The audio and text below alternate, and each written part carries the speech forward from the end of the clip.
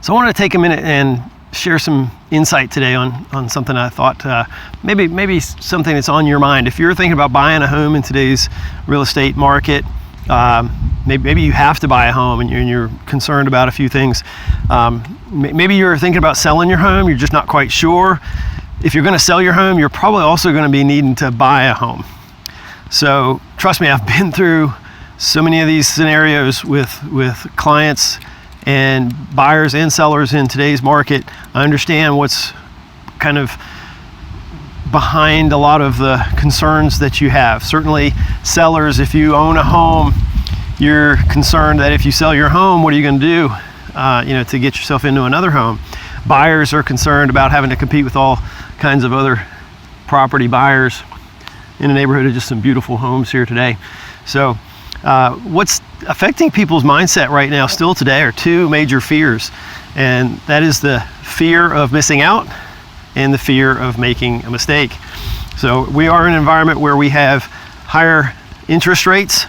Inflation is here, and it's certainly at its highest level in many years. The Fed's just bumped its overnight rate up 2%, and follow the 10-year Treasury note. You'll see what's going to happen with interest rates. Certainly, they're going to be increasing. 30-year fixed rate mortgages now are in the 4% range, maybe even more in some cases. So it's kind of hovering around that point at this point in time. I'm not trying to give a quote on rates right now, but that's kind of what's happened. They've jumped basically from 2 or 3 months ago where we were down below 3%. Now we're up a whole percentage point over 4% for most 30-year fixed rate loans. And people are wondering, when's the market going to crash?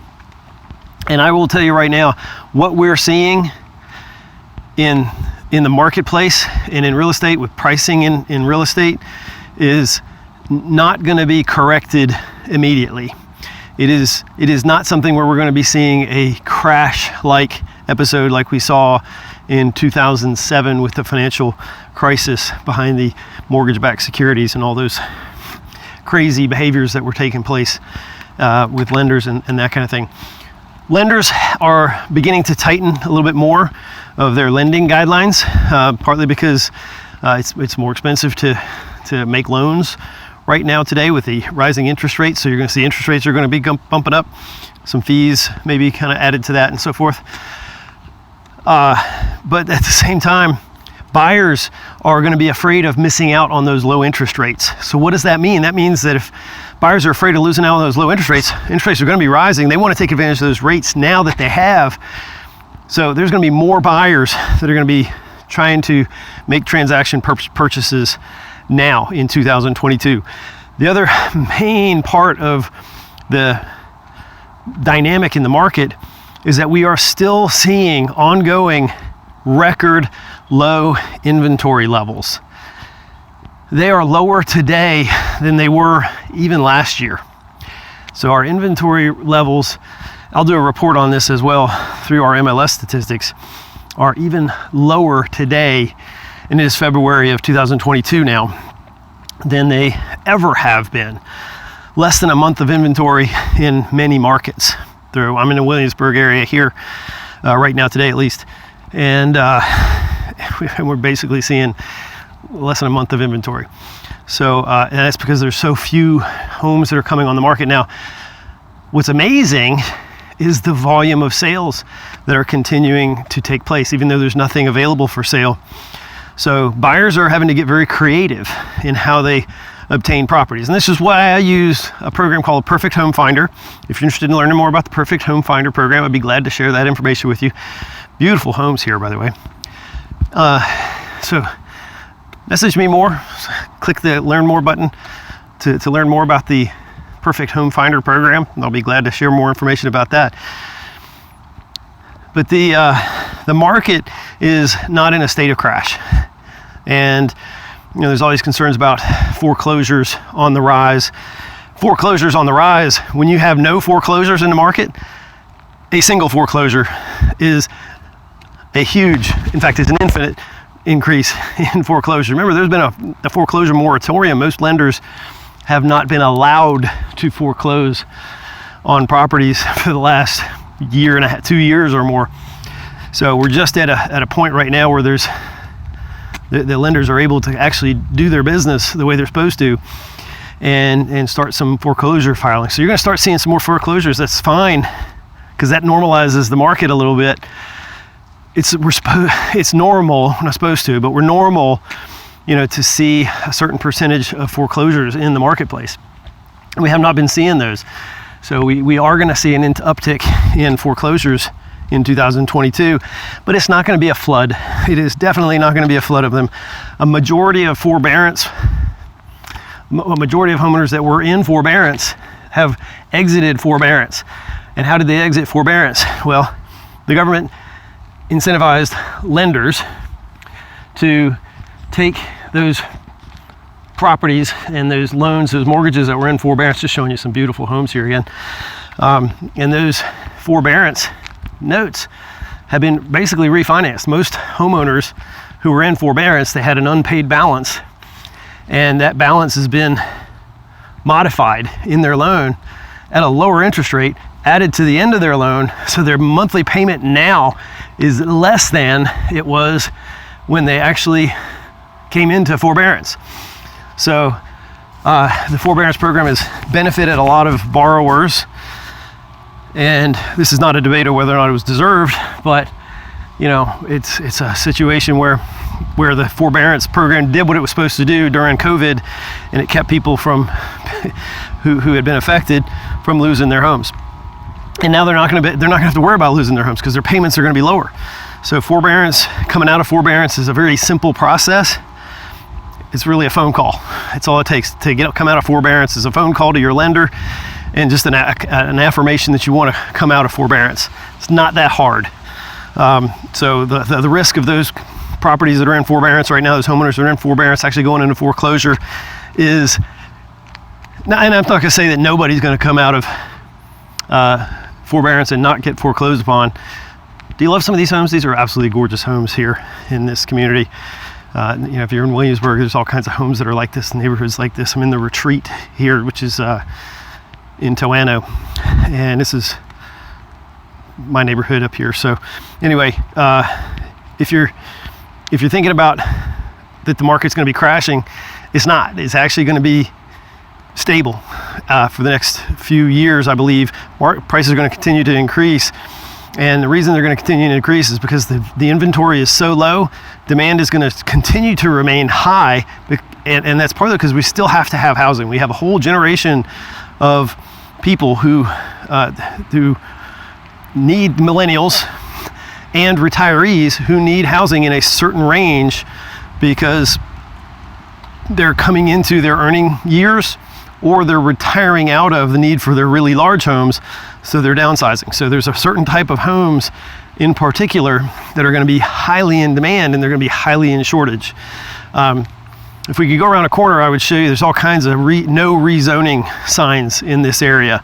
And those no rezoning signs are really representative of why it's so hard to find new construction in the price range that people want to buy, because the communities themselves have made it so hard for developers to actually build homes that are affordable for most of the population. They're required to build their homes at such a high price point because that's the only way they can be profitable. They're told that they have to limit the number of lots in their subdivisions, and they're only allowed to build to a certain type of home size. They have to build like maybe a minimum 2,200 square foot home in these subdivisions. Well, 2,200 square foot home is a large home for most individuals, and for some people it's not. Some people, these homes here are easily in the 3,000 square foot range or more. But a 2,200 square foot home is certainly a significant home for most people. And in some of these neighborhoods, that's like the minimum home size that you're allowed to build in, because that's what the community says they are required to build. It's what the county maybe puts a restriction on it and says, no, we want homes of a certain type because we want to have our tax base be a certain type so that we can pay for our schools, pay for our public safety, pay for our fire, all this kind of stuff, all the services that the community, the county is and cities are required to provide. So we've got a generational gap. We've got a generational shortage of inventory. And I'm going to continue to call it that. We have a generational shortage of housing inventory. And when I say generation, it's going to take years to correct the shortage of housing inventory. I don't know how many years, but it's taken over a decade for us to get to this level of hyper low inventory levels. And it's been a tradition, just a huge process of limited production. And now people are staying in their homes even longer than they traditionally had. So there's fewer homes coming on the market because people are staying in their homes longer. Now we're at a point where people are afraid to sell their home because they don't know where they're going to go. How are they going to sell their home if they don't have another home out there that they can easily identify and say, this is where I'm going to go? Again, that's what the Perfect Home Finder program solution is for, that I have developed and working with some people to kind of go through this process. It's a system that works to help find off-market properties. So finding properties on the market is not easy, but there are a whole lot of people that would like to sell their home. They just need to find another home first. So that's the key in many cases to finding a home, is to find somebody that wants to sell and then help them find another home that they can move into. That is part of the process. So if you'd like to find out more about that Perfect Home Finder program, click the Learn More button here. I'll be glad to tell you a little bit more about that. So this is not a overall, review of specific market elements, but it is an overline. I wanted to give an overlying kind of 30,000 foot view of why the market is so progressively continuing to stay such a strong seller's market with such record low inventory. Unless and until we see a lot more inventory homes coming on the market to sell, there's going to continue to be a tremendous shortage of inventory, and those prices are going to remain high. So even if interest rates continue to rise, which I'm sure they will, there's going to continue to be a demand. Now remember, interest rates are so historically low now that when we see it go from 3 to 4%, that's a 25% increase in interest rates. However, go back before the pandemic, that's less than what rates were when the markets were a little bit more normal. So we're getting back to a little bit more normal in terms of where interest rates would be or should be perhaps. But it's going to be a little bit painful, as some buyers will get squeezed out of being able to afford that home that they wished they could.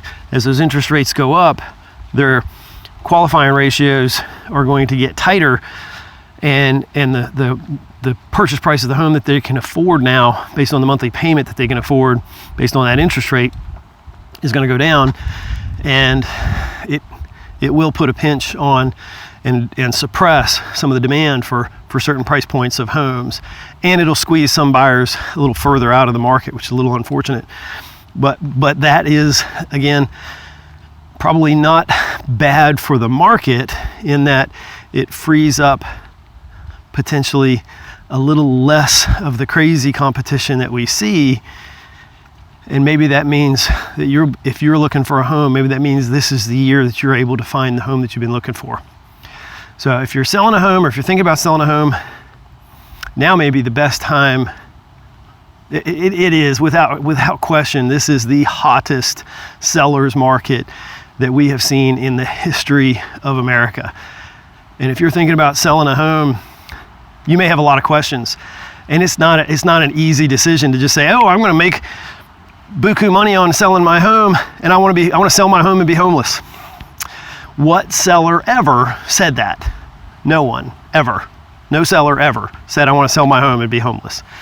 So I completely understand that. Again, if you're looking to sell your home, you're going to want to find another home to move into. Maybe you've already found it. Maybe you're in a situation where you've sold your home and you're actually renting a home. If you have, you're in a great place to be able to buy another home, because now you don't have to have all those time constraints that are associated with and the complexities of selling your home. So if you have any questions and you want to discuss, or maybe you're hearing something that kind of rings to your needs, I'll be glad to discuss that with you. John Polson, Homes and Land by John with Mid-Atlantic Residential. And I'm out for a walk in this beautiful neighborhood here in the Williamsburg area. And it's a gorgeous day, so I'm just taking advantage of this weather a little bit.